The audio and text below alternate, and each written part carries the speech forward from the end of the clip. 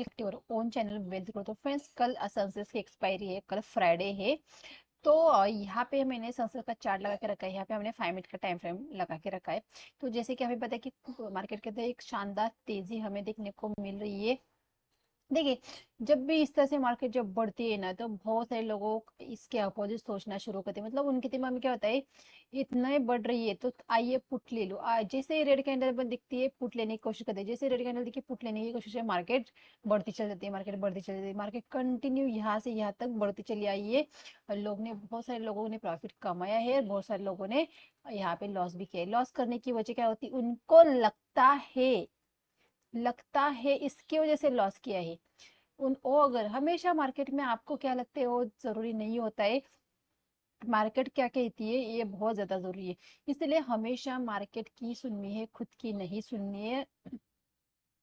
और एक बात की, मार्केट का अगर ट्रेंड अप है तो हमें उसी के साइड में, ट्रेंड के साथ ही हमें वहां पे ट्रेड करना है। ट्रेंड के ही हमें फॉलो करना है, उसी के साथ हमें ट्रेड को प्लान करना है। इस बात को हमेशा ध्यान में रखना।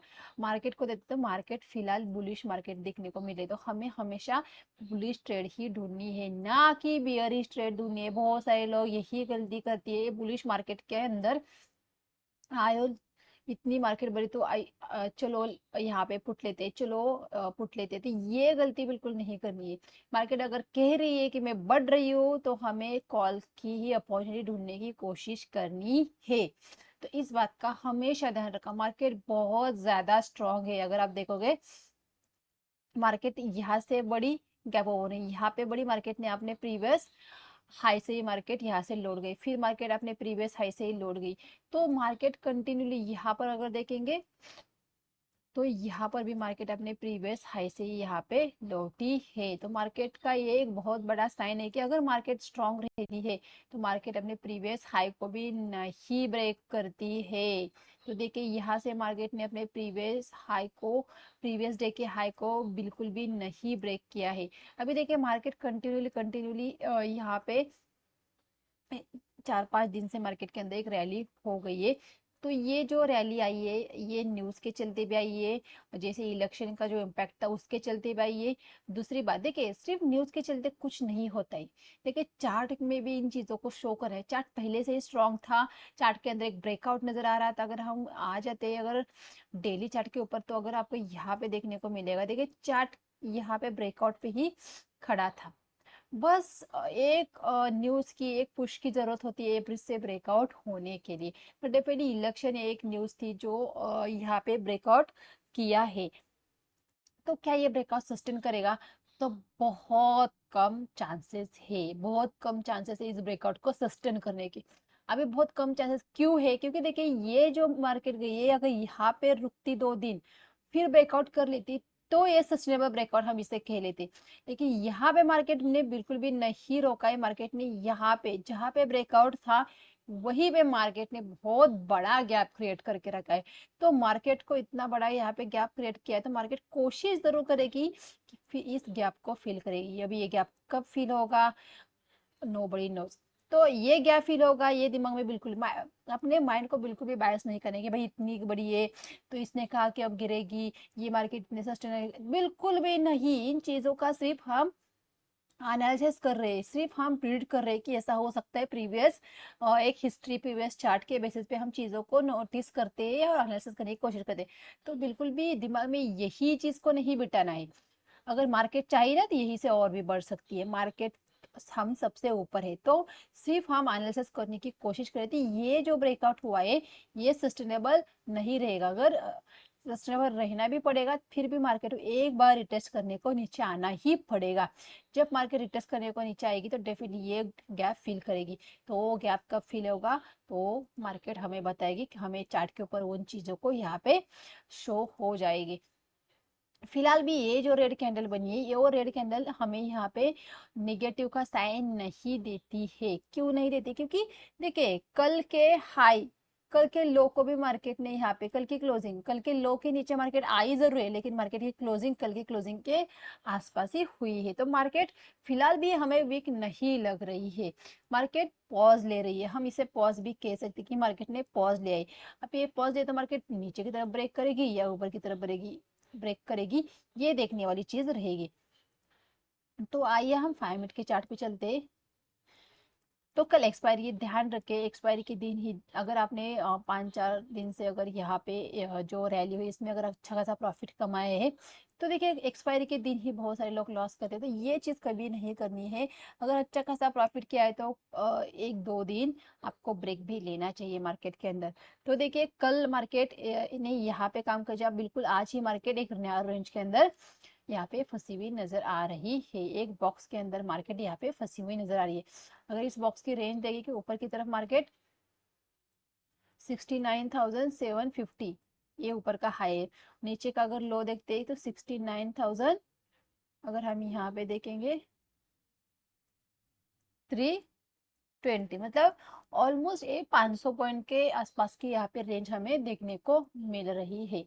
तो हमें किस तरह से प्लान करें, देखिए मार्केट यहाँ पे रेंज के अंदर फंसे तो हम वेट करेंगे, अगर मार्केट फ्लैट होने की इस रेंज को ब्रेक करेगी तो डेफिनेटली हम सी की साइड में ही बैठेंगे, क्योंकि 2 दिन मार्केट ने पॉज ले तो एक अच्छा खासा क्विक मूवमेंट हमें डेफिनेटली मिल सकता है यहाँ पे 70,050 तक का। तो 70,050 तक का हमें एक मोमेंटम यहाँ पे मिल सकता है, या 69,950 तक का एक मोमेंटम हम एक्सपेक्ट कर सकते हैं। और नीचे की तरफ अगर ब्रेक कर लेती है डेफिनेटली नीचे भी ये जो स्विंग यहाँ पे मार्केट ने बनाया है 2 बार, तो यहाँ तक आ सकती है। अगर इस स्विंग को अगर हम देखेंगे तो ये स्विंग आ रहा है 68,000, ऑलमोस्ट 69,000 के आसपास ये स्विंग आ रहे हैं। मतलब नीचे ब्रेक करेगी तो डेफिनेटली यहाँ पे 200-300 पॉइंट का मोमेंटम मिलेगा, ऊपर ब्रेक करेगी तो ऊपर भी हमें 200-300 पॉइंट का मोमेंटम ऊपर की तरफ भी मिलेगा। तो बहुत शांति से बैठना है, वेट करना है मार्केट को बॉक्स से निकलने का। मार्केट फ्लैट ओपन हो जाती है तो बॉक्स को जैसे ही ब्रेक करेगी, हम अब नीचे की साइड को ब्रेक की तो हम पी के साइड में बैठेंगे, ऊपर की साइड को ब्रेक की तो हम सी के साइड में बैठने की कोशिश करेंगे। मार्केट अगर हल्का सा गैप डाउन खुल जाती है, मार्केट अगर हल्का सा गैप डाउन खुल जाती है, गैप डाउन इसी के अंदर खुल जाती है और मार्केट यहाँ पे सपोर्ट लेती हुई दिख जाती है और फिर अपने ओपनिंग प्राइस को निकालती है, तो डेफिनेटली यहाँ पे फिर एक सी की ट्रेड बन सकती है फिर इस हाई तक के। मतलब अगर मार्केट 69,320 के आसपास अगर हमें मिल जाती है, अगर मार्केट ओपन हो जाती है मानो 6,930 से 370 के आसपास ओपन होती है, नीचे आ जाती है 69,320 से अगर सपोर्ट लेके फिर से अपनी ओपनिंग प्राइस को निकालती है, तो यहाँ पे हम फिर सी की ट्रेड ले सकते हैं। 51 का हमारा एसएल रहेगा, टारगेट हमारे फिर 69,750 के रहेंगे। क्योंकि यहाँ पे जब जब यहाँ पे बॉटम टच किया ऊपर की तरफ गई, बॉटम टच किया ऊपर की तरफ, बॉटम टच किया यहाँ पे ऊपर की तरफ, तो यहाँ पे फिर से अगर आके एक बॉटम को अगर टेस्ट करके जाएगी, डेफिनेटली फिर से टॉप को टेस्ट करने की कोशिश करेगी। अगर बॉटम ब्रेक कर लेती है, फ्लैट यहाँ पे हल्का सा गैप खुल के बॉटम अगर ब्रेक कर लेती है, तो डेफिनेटली 69,000 तक का टारगेट हमें देखने को मिल सकती है।